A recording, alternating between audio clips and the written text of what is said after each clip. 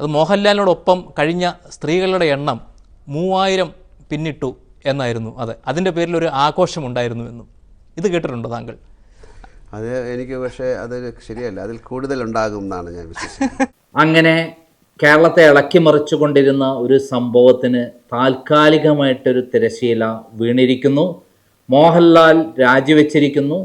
അമ്മയുടെ പ്രസിഡന്റ് സ്ഥാനമാണ് രാജിവെച്ചത്. അതോടൊപ്പം അതിലുള്ള എക്സിക്യൂട്ടീവ് അംഗങ്ങളടക്കമുള്ള എല്ലാ മെമ്പർമാരും രാജിവെച്ചിരിക്കുന്നു. ഇനി 2 മാസം കഴിഞ്ഞ് മാത്രമേ പുതിയ കമ്മിറ്റി വരികയുള്ളൂ എന്നുള്ള സംഭവമാണ് വന്നിരിക്കുന്നത്. ഇതിന് പ്രധാനപ്പെട്ട കാരണം കൃത്യമായി പറഞ്ഞാൽ മോഹൻലാലിനെതിരെയും മമ്മൂട്ടിക്കെതിരെയും ലൈംഗിക പീഡന പരാതി, പോക്സോ കേസ് അടക്കമുള്ള പരാതി വരാൻ പോകുന്നു എന്നുള്ള റിപ്പോർട്ടുകൾ വരികയും അത് ക്രൈം അപ്പോൾ തന്നെ അത് റിപ്പോർട്ട് ചെയ്യുകയും ചെയ്തതോടെ അങ്ങനെ ഒരു സംഭവം വന്നു കഴിഞ്ഞാൽ അമ്മയുടെ നിലനിൽപ്പ് തന്നെ ഇല്ലാതാകും.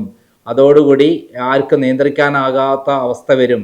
അതിനു മുമ്പായി തന്നെ രാജിവെച്ചാൽ അതിനൊരു പരിഹാരമായിരിക്കും എന്ന് വന്നതോടുകൂടിയിട്ടാണ്. ഇതോടുകൂടിയിട്ട് പരാതി കൊടുക്കാൻ നിശ്ചയിച്ച ആളുകൾ പിൻവലിക്കുകയും താൽക്കാലികമായി പിൻവലിക്കുകയും കൂട്ടായ പരാതി കൊടുക്കാൻ നിൽക്കുന്നു എന്നുള്ള കാര്യമാണ് കേൾക്കുന്നത്.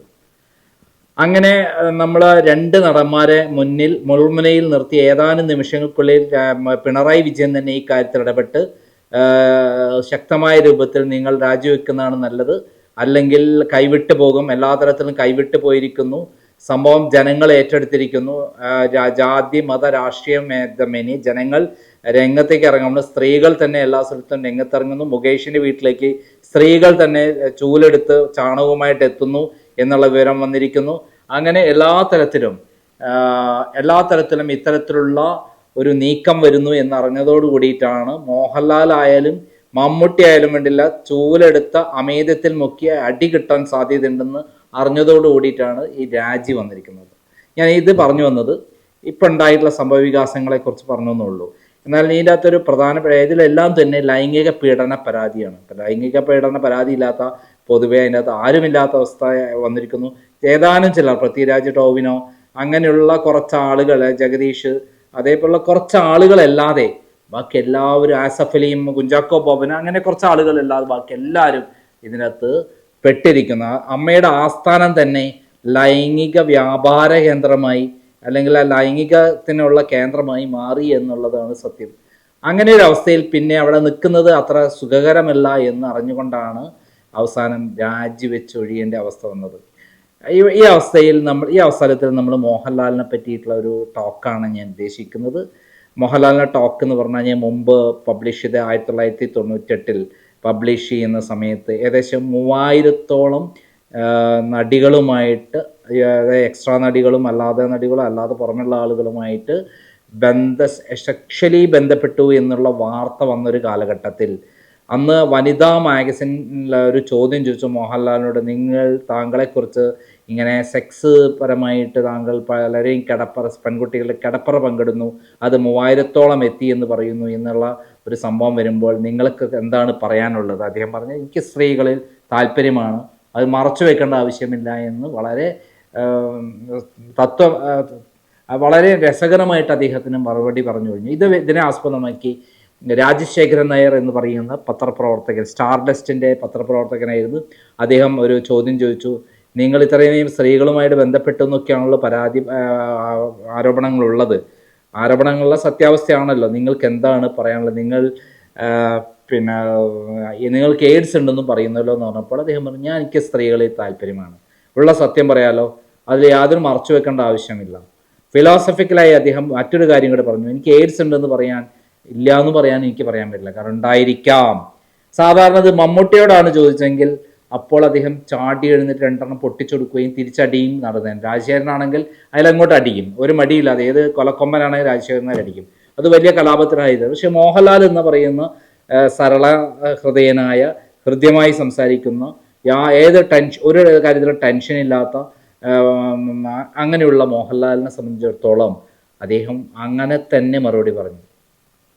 ആ മറുപടി പറഞ്ഞതിൽ നിന്ന് തന്നെ അദ്ദേഹം ഏത് പ്രശ്നങ്ങളെയും കൈകാര്യം ചെയ്യുന്ന രീതി അങ്ങനെയാണ്, വളരെ സരളമായി, വളരെ ഹ്യൂമർ സെൻസോടുകൂടി, തമാശ പറഞ്ഞ്, എന്നാൽ അദ്ദേഹത്തിൻ്റെ കണ്ണുകളിലേക്ക് നോക്കി തന്നെ അങ്ങോട്ട് ആഴത്തിലേക്ക് നമുക്ക് നോക്കാൻ പറ്റും. അദ്ദേഹത്തിന് സ്ത്രീ വിഷയങ്ങളോടുള്ള അദ്ദേഹത്തിൻ്റെ താല്പര്യം.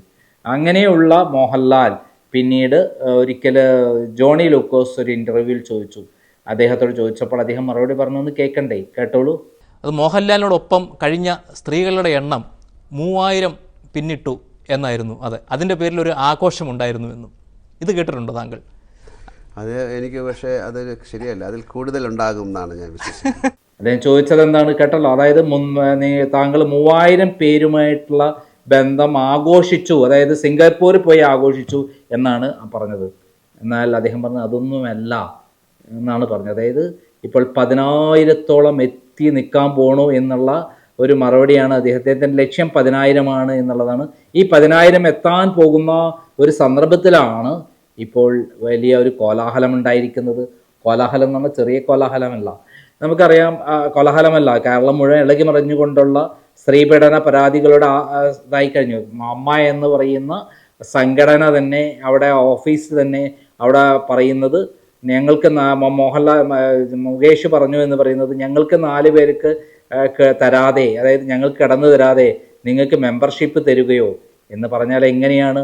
അതായത് അമ്മയുടെ സംഘടനയിൽ, ഇത്രയും മോഹൻലാൽ പ്രസിഡൻ്റായ സംഘടനയിൽ എല്ലാ സ്ത്രീകളും ലൈംഗിക ഉപകരണങ്ങളാണ് എന്ന് തെളിയിക്കുന്ന ഒരു സംഭവമാണ്. അതിന് കാരണം എന്താണ്? മോഹൻലാൽ സ്ത്രീകളുമായിട്ടുള്ള ബന്ധമാണ്. മമ്മൂട്ടിയെക്കുറിച്ച് ഞാൻ ഇവിടെ പറയുന്നില്ല, പിന്നീട് പറയാം അതിന് കിട്ടിയ വിവരങ്ങളൊക്കെ. മോഹൻലാലിനെ സംബന്ധിച്ചിടത്തോളം, മോഹൻലാൽ എന്ന് പറയുന്നത് ചെറിയ കുട്ടികൾ മുതൽ, അദ്ദേഹം ചെറിയ കുട്ടികൾ എന്ന് പറഞ്ഞാൽ പ്രായമായതോ അല്ലാതെ എന്തെങ്കിലും ആവട്ടെ, ഞാൻ അതിലേക്ക് കടക്കുന്നില്ല. ഒരു പരാതി വന്നിരിക്കുന്ന പോക്സോ കേസാണെന്നാണ് പറഞ്ഞിരിക്കുന്നത്. അദ്ദേഹത്തിന് അമ്മ നടിമാർ വരെയുള്ള ബന്ധമുണ്ട്.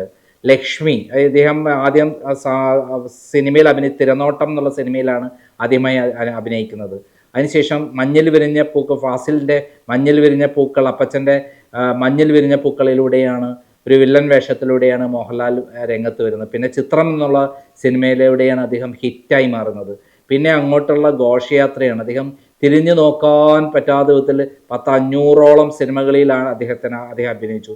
ഇന്ത്യയിൽ അദ്ദേഹത്തിന് കിട്ടാത്ത അവാർഡുകളില്ല.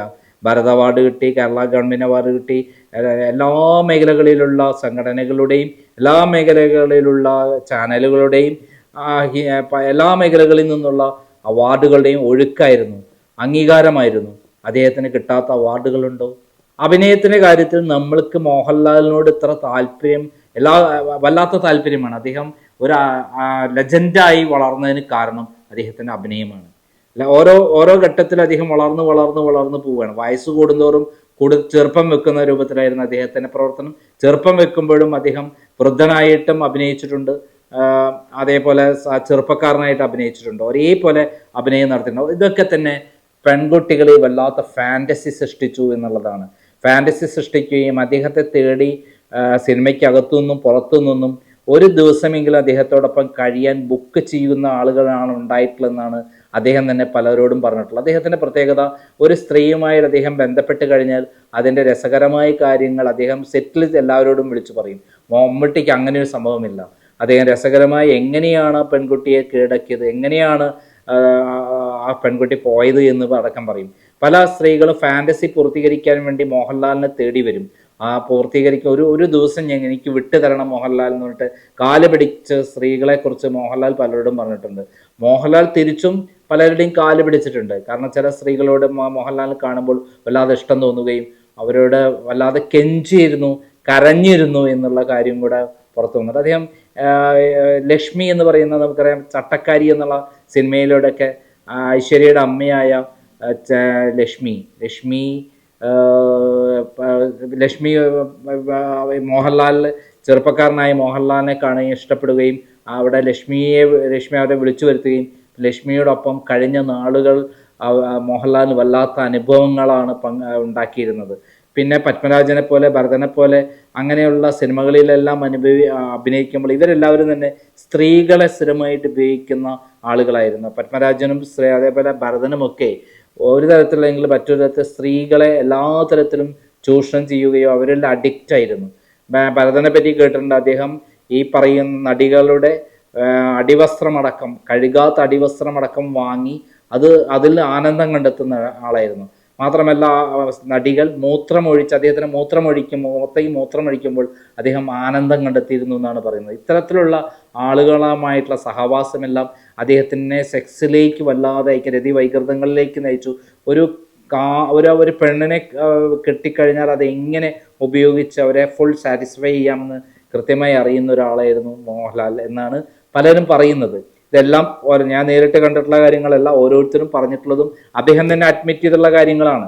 അദ്ദേഹം അഡ്മിറ്റ് ചെയ്തെന്ന് പറഞ്ഞാൽ ഏറ്റവും പ്രധാനപ്പെട്ട കാര്യം എന്ന് പറയുന്നത് നമുക്കറിയാം, ഈ പറയുന്ന ജോണി ലൂക്കോസിനോട് പറഞ്ഞ കാര്യം, രാജശേഖരനോട് പറഞ്ഞ, വനിതാ റിപ്പോർട്ടറോട് പറഞ്ഞ കാര്യങ്ങൾ തന്നെ റെഫറൻസ് ആയി എടുക്കാം.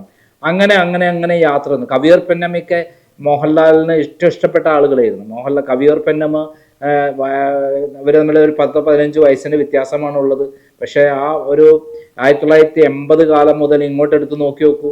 80-82 കാലം മുതൽക്കാണ് ഇങ്ങോട്ട്, നമുക്കറിയാം 1982 നമ്മുടെ ചിത്രം എന്നുള്ള വൻ ഹിറ്റ് പടം മാസങ്ങളോളമല്ല കൊല്ലങ്ങളോളം ഓടിയ പടം രംഗത്ത് വരുന്നത്. രഞ്ജിനിയാണ് അതിലെ നായികയായിട്ട് വന്നത്. ആ രഞ്ജിനി പിന്നീട് പറഞ്ഞു, എനിക്ക് സിനിമാ രംഗത്തെ ഇത്തരത്തിലുള്ള പീഡനം കാരണമാണ്, എല്ലാവർക്കും വഴങ്ങി കൊടുക്കേണ്ടതിൻ്റെ പ്രശ്നം കൊണ്ടാണ് ഞാൻ മാറിപ്പോയിട്ടുള്ളതെന്ന് രഞ്ജിനി പറഞ്ഞിട്ടുണ്ട്. അങ്ങനെ അവിടുന്ന് ഓരോ നടികളുമായിട്ടും വ്യത്യസ്ത അനുഭവങ്ങൾ പങ്കിട്ട്, ഓരോ നടികളുമായിട്ട് സൗഹൃദം പങ്കിട്ട്, അങ്ങനെ വന്ന് പല പെൺകുട്ടികളും പല പെൺകുട്ടികളും മോഹൻലാലിന്റെ കുഞ്ഞുങ്ങളെ പ്രസവിക്കണം എന്ന് വാശി പിടിച്ച ആളുകളുണ്ടായിരുന്നു. അവരുടെ പേരൊക്കെ ഞാൻ വേറൊരു വീഡിയോയിൽ പറയാം. എന്തായാലും മോഹൻലാൽ 10,000 തികച്ചു എന്ന് പറയുന്ന ഒരു പ്രത്യേക അവസ്ഥയിലാണ്, അതൊരു ആഘോഷം നടത്തുന്ന ഒരു അവസ്ഥയിലാണ് അദ്ദേഹം ഇപ്പോൾ എന്തായി തീർന്നിരിക്കുന്നത്. അദ്ദേഹം തിരിച്ചടികളുടെ ഘോഷയാത്ര വന്നിരിക്കുന്നത്.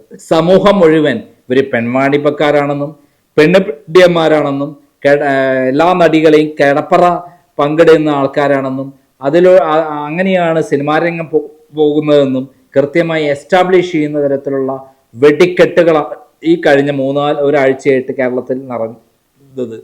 ആര് എന്ത് നോക്കാതെ ആദ്യഘട്ടത്തിൽ ചെറിയ നടന്മാർക്കെതിരെയാണ് വന്നതെങ്കിൽ ആ സിദ്ദീഖിനെ പറ്റി വന്നു, മുകേഷിനെ പറ്റി വന്നു, ജയസൂര്യയെ പറ്റി വന്നു, മുകേഷിനെ കുറച്ച് തുടർച്ചയായി വന്നു. അങ്ങനെ എല്ലാ സ്ഥലത്തിനും കൂടെ ഇളകി മറിഞ്ഞപ്പോൾ അവസാനം മോഹൻലാലിൽ എത്തി നിന്നപ്പോഴാണ് സത്യം പറഞ്ഞാൽ ഇപ്പോഴുണ്ടായിട്ടുള്ള എല്ലാ കാര്യങ്ങൾക്കും തിരശ്ശീല തൽക്കാലം വേണത്. ഇതിപ്പം മോഹൻലാലിന് തിരിച്ചടി തന്നെയാണ് ഈ സംഭവം. അത് വെച്ചിട്ടുണ്ടെങ്കിൽ സെക്സും അതേപോലെ സ്ത്രീകളോട് ബന്ധവും പവിത്രമായി കരുതിക്കൊണ്ട് അവരുമായി, പവിത്രം എന്ന് പറയുന്നത് അദ്ദേഹത്തിൻ്റെ ഭാഷയിൽ സ്ത്രീകളുമായി സെക്സിൽ ഏർപ്പെടുന്ന ഒരു പവിത്രത കണ്ടുകൊണ്ട്, അതിനൊരു ലഹരിയായി കണ്ടുകൊണ്ട് അതിലൂടെ യാത്ര ചെയ്തിരുന്ന അദ്ദേഹം പക്ഷെ മറുഭാഗത്ത് സിനിമാ നടൻ എന്നുള്ള രൂപത്തിൽ നമ്മളെല്ലാവരും ബഹുമാനിക്കുന്ന വ്യക്തിത്വമായിരുന്നു. അദ്ദേഹം എടുക്കാത്ത വേഷങ്ങളുണ്ടോ, എടുത്ത വേഷങ്ങളെല്ലാം തന്നെ ഒന്നിനൊന്ന് മെച്ചമായിരുന്നു. എല്ലാത്തിലും അദ്ദേഹത്തിൻ്റെതായ ഭാവുകത്വം ഉണ്ടായിരുന്നു, അവരസങ്ങളുണ്ടായിരുന്നു. അദ്ദേഹത്തിൻ്റെ ഓരോ സിനിമയും നമ്മൾ ഇഷ്ടപ്പെടുന്നവയായിരുന്നു. ഓരോ സ്ത്രീകളുടെ മനസ്സിലെയും കയറിക്കൊടുന്നതായിരുന്നു. അതുകൊണ്ടാണ് മോഹൻലാൽ ഇത്രമാത്രം സ്ത്രീകൾ അദ്ദേഹത്തെ തേടിയെത്തിയത് എന്ന് വേണമെങ്കിൽ പറയാൻ പറ്റും. ഇതിനിടയിൽ അദ്ദേഹത്തിന് ഇഷ്ടപ്പെടാത്ത, അദ്ദേഹത്തോട് വഴങ്ങാത്ത ധാരാളം സ്ത്രീകളും ഉണ്ടായി. ചിലപ്പോൾ അവരായിരിക്കാം ഇത്തരത്തിൽ പരാതികളുമായി എത്തിയത് എന്ന് നമുക്ക് സംശയിക്കാം.